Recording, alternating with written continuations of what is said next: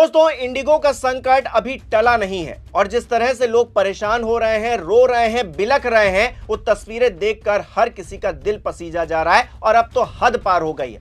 लखनऊ से बहुत बड़ी खबर निकलकर सामने आई है कि एक शख्स ने एयरपोर्ट पर दम तोड़ दिया है।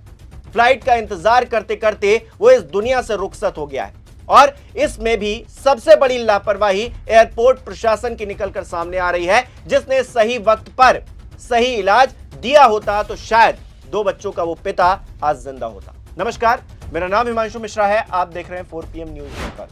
दोस्तों, इस देश के अंदर क्या किसी इंसान की जान की कीमत रह गई है क्या?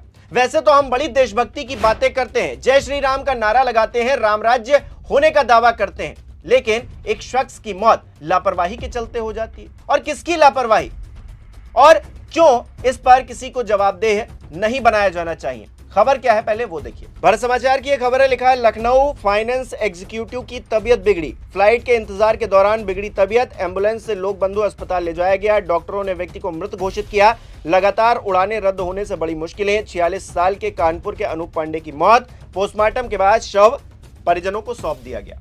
तो देख रहे हैं आप, एक शख्स की फ्लाइट का इंतजार करते करते मौत हो गई। दोस्तों, अनूप पांडे उसी तबके से आते हैं जो भारतीय जनता पार्टी को सबसे ज्यादा सपोर्ट करता है, सबसे ज्यादा उनके साथ खड़ा रहता है, ये कहते हुए कि देश की उन्नति हो रही है। लेकिन देखिए, अनूप पांडे आज इस दुनिया में नहीं है और किसकी लापरवाही के चलते? वो लापरवाही थी एयरपोर्ट प्रशासन की। किस तरह के आरोप लग रहे हैं देखिए जरा। आज तक की एक खबर है, लिखा है लखनऊ के अमौसी एयरपोर्ट पर बिगड़ी यात्री की तबीयत, तोड़ा दम, परिजन बोले फ्लाइट कैंसिलेशन की खबरों से तनाव में थे। कानपुर के रहने वाले अनूप पांडे की लखनऊ एयरपोर्ट पर अचानक तबीयत बिगड़ गई, उनकी मौत हो गई। वो बेंगलुरु वापस अपने परिवार के पास जा रहे थे। उनके भाई के अनुसार देश भर में फ्लाइट कैंसिलेशन के कारण वो तनाव में आ गए थे। खबर में अंदर लिखा हुआ है, लखनऊ एयरपोर्ट पर फ्लाइट का इंतजार कर रहे एक शख्स की अचानक तबीयत बिगड़ गई, फिर कुछ ही देर में उनकी मौत हो गई। रिश्तेदार की 13वीं में शामिल होकर बेंगलुरु वापस जा रहे थे वो। परिजनों का आरोप है कि लगातार फ्लाइट कैंसिलेशन की खबरों से वो तनाव में थे और एयरपोर्ट पर समय पर इलाज ना मिलने से उनकी जान चली गई है। अनूप पांडे के जो भाई हैं अनिल पांडे, वो बता रहे हैं कि देश भर में फ्लाइट कैंसिलेशन से जो अफरा तफरी मची थी, अनूप लगातार घबराए हुए थे। किस तरह से वो वापस जाएंगे, इस बारे में वो सोच रहे थे। फ्लाइट पकड़ने के लिए एयरपोर्ट पहुंचे अनूप पांडे की अचानक तबीयत बिगड़ती है। परिवार वालों का जो आरोप है कि अगर एयरपोर्ट पर ही उन्हें समय से प्राथमिक उपचार मिल जाता तो शायद उनकी जान बच जाती। पुलिस ने शव का पोस्टमार्टम कराकर परिजनों को सौंप दिया है कि भाई आप इनको लेकर जाइए। लेकिन एयरपोर्ट पर तो वो जिंदा आए थे और एयरपोर्ट प्रशासन की जिम्मेदारी बनती थी कि अगर किसी शख्स की तबीयत खराब हो रही है तो फिर उसको प्राथमिक इलाज मुहैया करवाया जाए। लेकिन इतनी अफरा तफरी मची हुई है, इतना लोग परेशान हैं, कौन कहां तक देखे, किसको देखे? किसी को किसी की जान की परवाह है क्या इस देश के अंदर? मंत्री जी अपना व्यस्त हैं। कहां है मंत्री जी? उड्डयन मंत्रालय आखिरकार क्या कर रहा है? जो DGCA है वो इंडिगो के CEO को पत्र लिखकर कह रहा है कि भाई हम आप पर कार्रवाई क्यों ना करें, बताइए हमको जरा। पूछा जा रहा है, अरे भाई अब तक तो एक्शन हो जाना चाहिए था, लेकिन कोई एक्शन नहीं लिया गया। किसी को किसी की फिक्र ही नहीं है। जनता परेशान हो रही है तो परेशान हुए, अगर लोग रो रहे हैं, बिलख रहे हैं तो बिलखते रहे। हमने देखा ना कि कोविड के दौर में किस तरह से मौत का तांडव हुआ और सरकार कुछ नहीं कर पाई। किस तरह से उत्तर प्रदेश के अंदर तमाम लोगों को काम पर लगाया गया, शिक्षकों की मौत हो गई, उस पर भी चुप्पी साध ली गई, कहा कि किसी की मौत हुई नहीं है।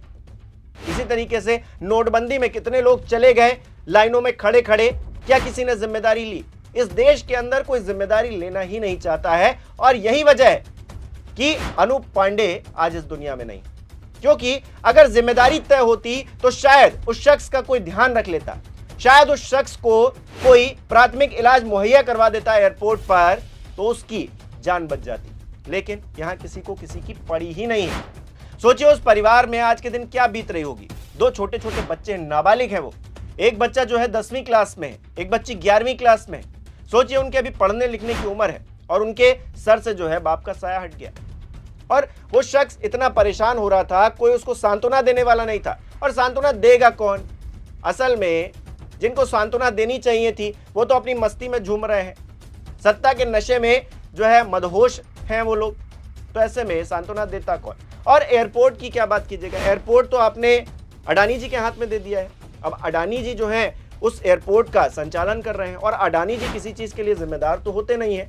क्या इस सरकार की हिम्मत है, क्या इस प्रशासन की हिम्मत है कि अडानी जी से सवाल कर दे, अडानी जी को नोटिस भेज दे कि आपके एयरपोर्ट पर एक शख्स को प्राथमिक इलाज नहीं मिला, इसकी वजह से उसकी मौत हो गई, तो इसके लिए आप जिम्मेदार हैं, आप मुआवजा देंगे। क्या सरकार के अंदर हिम्मत है इतनी? क्या प्रशासन के अंदर हिम्मत है? सीएम योगी आदित्यनाथ क्या कोई एक्शन ले सकते हैं? रामराज्य की वो बातें करते हैं, लोगों की खुशहाली की बातें करते हैं। अनूप पांडे नाम था उनका, हिंदू थे, पंडित थे, मुसलमान तो थे नहीं। उनकी मौत हो गई एयरपोर्ट पर, दीजिएगा मुआवजा, और अगर नहीं देंगे तो फिर सवाल तो पूछे जाएंगे, क्योंकि मुआवजा दे देने से भी वापस तो आ नहीं जाएंगे अनूप पांडे। तो ऐसे में जो लापरवाही हुई है उस पर जवाबदेही तय होना बहुत ज्यादा जरूरी है। क्योंकि दोस्तों, अगर परिवार वाले आरोप लगा रहे हैं और जिस तरह से उनकी मौत हुई है प्राथमिक इलाज ना मिल पाने की वजह से, इस पूरे मामले की जांच होनी चाहिए और योगी आदित्यनाथ को खुद इस मामले का संज्ञान लेना चाहिए। क्योंकि जिस तरह से उत्तर प्रदेश के अंदर हम देख रहे हैं लगातार घटनाएं होती हैं, उस पर कोई जवाबदेही तय नहीं होती है।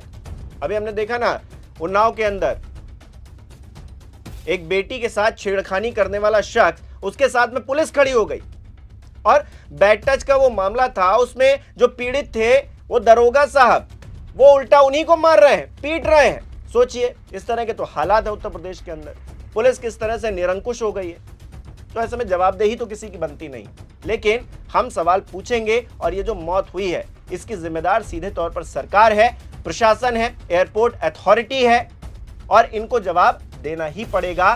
क्योंकि ये जो शख्स है वो भारतीय है और भारत का कोई भी शख्स अगर परेशान होगा, वो अगर इस दुनिया से आपकी लापरवाही के चलते चला जाएगा, तो फिर हम उस पर सवाल पूछते रहेंगे। आपकी क्या राय है इस खबर पर, हमें कमेंट करके जरूर बताइएगा। इस वीडियो को लाइक करना, शेयर करना बिल्कुल भी मत भूलिएगा। हमारे चैनल को सब्सक्राइब नहीं किया तो वो भी जरूर कीजिएगा।